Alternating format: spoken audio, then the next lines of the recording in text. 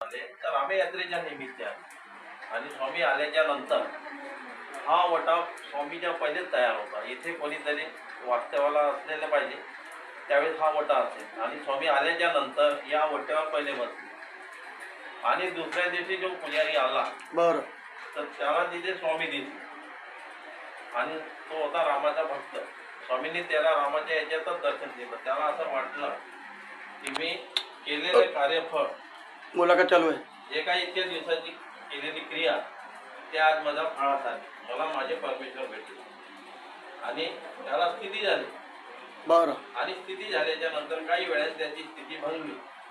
भंगल्याच्या नंतर त्यांनी मग पहिले स्वामीची पूजा केली आणि नंतर स्वामीचा भोजनाचा हे केलं बरं आणि त्याच्यानंतर मग पुजारी तो अंधाच्या देवतेची पूजा करायसाठी गेला बरं आणि नंतर त्याचे आणि तो जो उपहार होता तो उपहार होता देवतेचा. बरं स्वामी आल्याच्या नंतर तो उपहार झाला परमेश्वराचा. बरं बरं स्वीकार केला परमेश्वराने.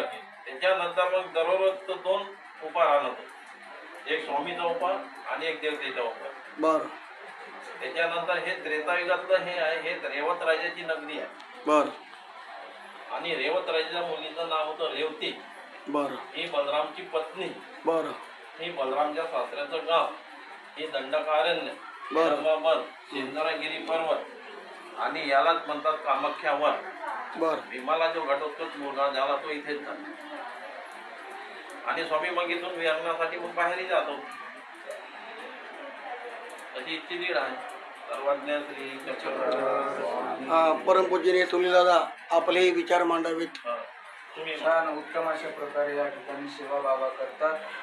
तरी अनेक प्रांतातून या ठिकाणी देववंदन करण्याकरता अनेक प्रांतातील लोक या ठिकाणी येतात. त्या लोकांची सेवा व मनोभावे स्थानाची सेवा बाबाजी या ठिकाणी करतात. तरी त्रिवार माझा बाबाजींना दंडवत. आपला परिचय द्या बाबाजी.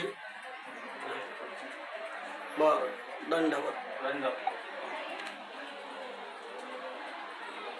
तुम्ही अहिल्यानगरमध्ये का? हो अरण्य ग्रामपासून 5 किलोमीटर अंतरावर आहे. अरण्यग्राममध्ये विराट बाबा दोन हो त्यांच्यापासून 5 किलोमीटर अंतरावर आपला स्थानाजवळ आपण गेलो तर अरण्यग्राम